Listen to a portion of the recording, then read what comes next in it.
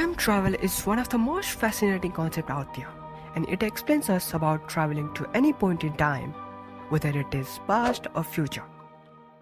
Different sci-fi movies and stories explains this quite well.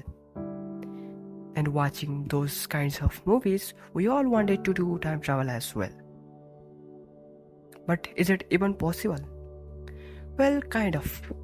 We all are traveling from past to present and present to future. Our past used to be our present and our present was our future.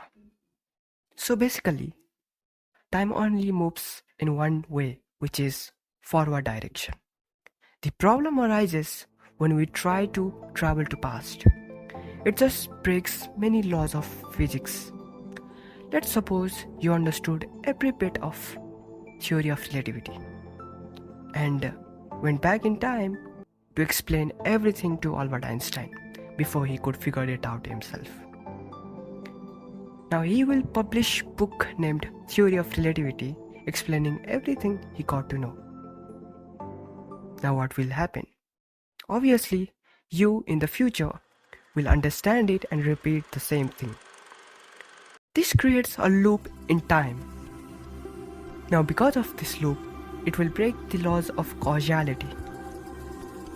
The future event is cause for the past event and the past event is the cause for the future event. So which is cause and which is effect? Now ultimately this will result in time paradox. And this is one of the many time paradox that will occur if you try to time travel.